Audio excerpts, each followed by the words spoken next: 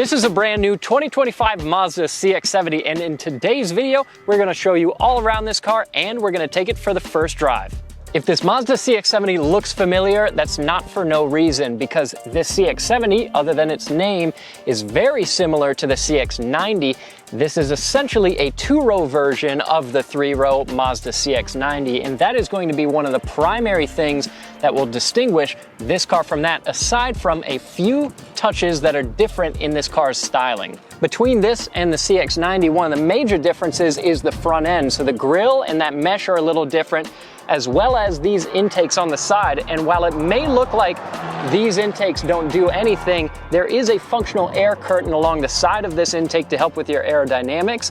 But otherwise, the CX-70 looks a lot like the CX-90, and in my opinion, that's not a bad thing, because the CX-90 as well as this new CX-70 are both very sharp looking cars. Aside from the very base model of this CX-70 that has a 19-inch wheel, most of these CX-70s are going to have a 21-inch wheel like what you see here, and it's a combination of black and a machined face.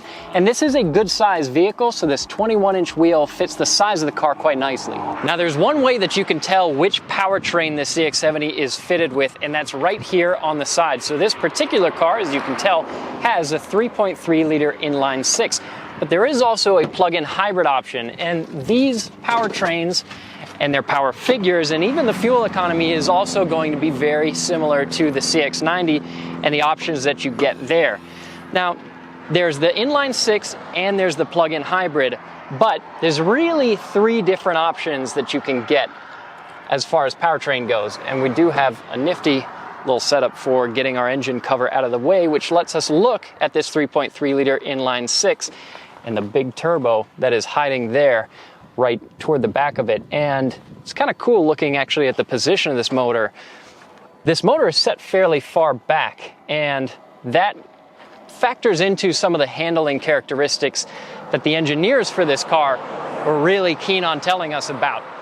But here are the basic stats for powertrain on this car. A base version of the CX-70 is going to have this 3.3 liter inline six with a mild hybrid system, putting out 280 horsepower and 332 pound-feet of torque. You can also opt for a Turbo S model that's going to get you 340 horsepower and 369 pound-feet of torque. And both of those options will get you 25 miles per gallon combined.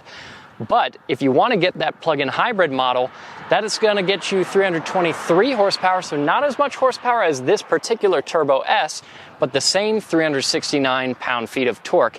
And you'll get 56 mpge, plus you'll also get 26 miles, Mazda claims, of all-electric driving range, thanks to a 17.8 kilowatt-hour battery and a 100 kilowatt electric motor. Pulling onto the road, we can give it a full throttle acceleration in sport mode.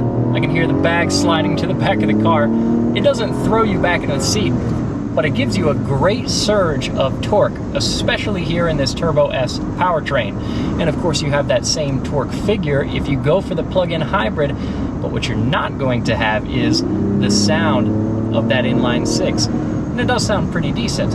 If you're into that kind of thing, that could be a factor for you to consider. Now, this powertrain overall is really a lot of what you would hope for out of an inline six turbo powertrain. It feels luxurious, it feels smooth, it feels powerful, but it doesn't feel rushed. It doesn't feel like this car needs to be doing really high performance driving. It is very comfortable and very smooth when you just want to cruise along. And the transmission does exactly what you would hope for it to do. It's an 8-speed transmission, but it doesn't feel like it's going through the gears all the time. Some transmissions, you feel them shifting constantly, and it can get a little bit annoying, but this powertrain feels very well programmed.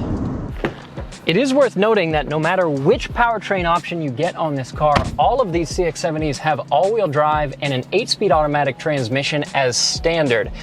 And it's also worth spending some time on this interior. Again, a familiar looking interior, but there's a few good things that we have going on here, especially this being a very top of the line model. Now, once you've selected which powertrain you want to go for, there's essentially three different trim levels you can get.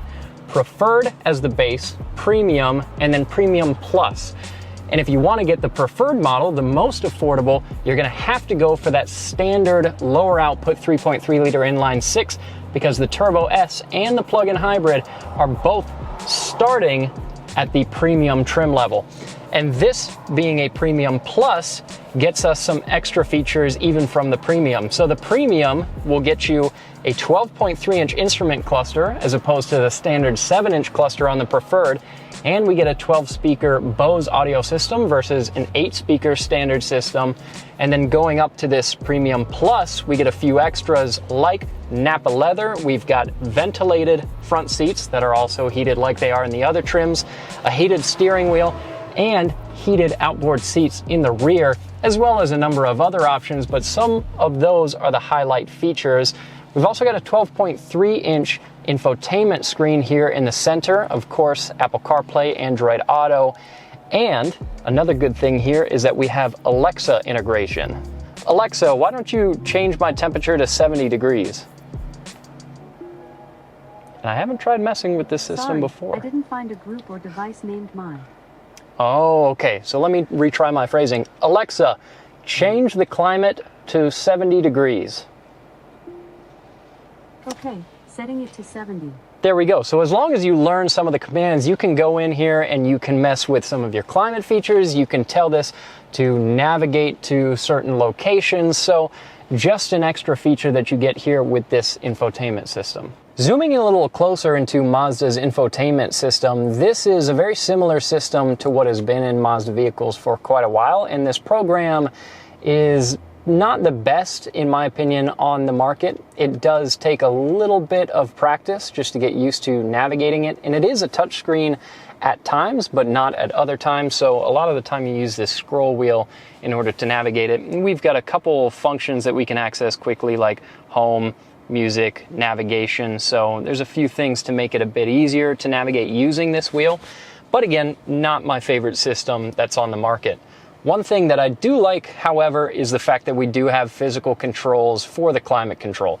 And we talk about this quite a bit, but these are nice things to have. It doesn't make you dig through any menus to find. If you get anything that's not one of these Premium Plus models and doesn't have these ventilated seats, you will have some blank switches, but all of this looks pretty good when you've got all the options that we have here. And then as far as the rest of the interior goes itself, it's a very comfortable and visually appealing place to sit. They've done a good job with materials in this car and with ergonomics, and there's quite a few items that make it stand out. Some of the materials, like this particular fabric that they have on the dash, very nice to the touch. This two-tone steering wheel, really sharp, which is nice to have, especially for a touch point that you're going to interact with as much as you do the steering wheel. And my personal favorite thing that's hard to see from the driver's seat but easy to see from the passenger seat is this polished barrel underneath the airbag. A lot of touches that make this a really sharp, attractive interior. Now, there's not a ton of twists and turns here in the road that we're driving, but I'm trying to push it just a little bit around this turn without being too crazy. And this is a good handling car for what it is. Of course, it's not a Miata, it's not really what it's designed to be, but Mazda typically does a great job of making their cars drive really well. And it was fun talking to the engineers about the handling on these cars, because they were genuinely very enthusiastic about it. So they challenged us to push these cars through some of the turns. And if you enjoy driving, there's some of that that will shine through in this vehicle for you.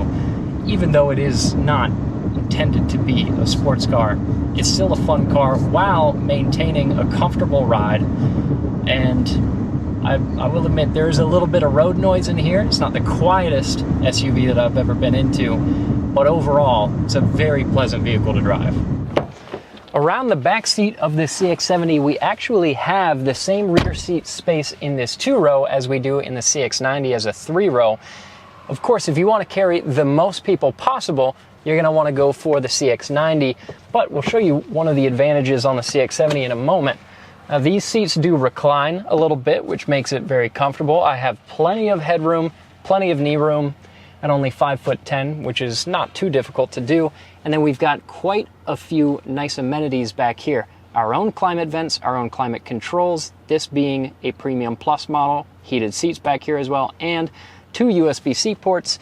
So it is a good place to spend some time. Of course, like most other vehicles, we've got a center armrest with some cup holders, a few cup holder locations in the door pockets, and we've even got screens here that we can put up on our windows for the rear seat passengers, which in a place like sunny, blazingly hot Palm Springs, where we are now, is pretty nice to have. One key advantage of the CX-70 being a two-row is behind this power liftgate. That is the extra space that we get here in the trunk. This trunk area is not as tall as you're going to get in some bigger, boxier, larger SUVs, but this is a substantial cargo area. So with the seats folded up, we're going to have 39.6 cubic feet of space down here. But I also have two buttons here in the cargo area to fold down both of these seats.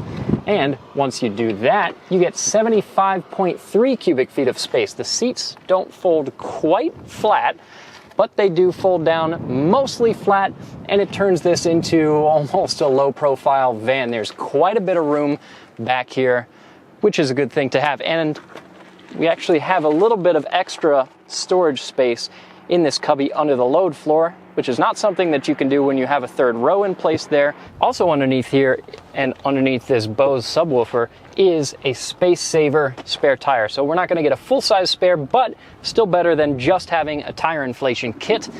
And it's also worth mentioning, as far as utility goes, if you want to tow with the CX-70, like the CX-90, that is a possibility. In fact, these inline 6 models are rated for 5,000 pounds of towing, which is a pretty good number. But if you go for the plug-in hybrid, it's going to drop that figure down to 3,500 pounds of towing. So that is worth consideration when you select what powertrain you want. All in all, this CX-70 is a good all-around vehicle, something that most people would be very happy to daily drive. My main gripes with it are a little bit of that road noise, and I do wish that this car had a more substantial audio system option than this 12-speaker Bose audio system. There's nothing wrong with this system, but compared to some of the vehicles that it competes against, it could do more. That being said, this is also not nearly the most expensive vehicle in this class, and we should talk about pricing. So this CX-70 starts at $41,900 for a regular 3.3 liter preferred, the base model of this car. And trim for trim, the pricing on this lines up with the CX-90. So if you're cross-shopping this between the CX-90, for the most part, the price won't really be a huge consideration in that. If you want to go for one of the premium powertrains on this car, so either the plug-in hybrid or the Turbo S, the Turbo S is going to come in around 54 grand minimum, and the plug-in hybrid is going to come in around 56 grand minimum. And if you go for the upper end trims of those vehicles, you can get this car up to around $60,000. So there's a pretty big range there, which means you would have to make some considerations of how much of the luxury features in this car you want and which powertrain you would be content with. These CX-70s will also be arriving at dealerships this spring. So that's all for this video. Let me know what you think in the comments below, and we'll catch you all in the next.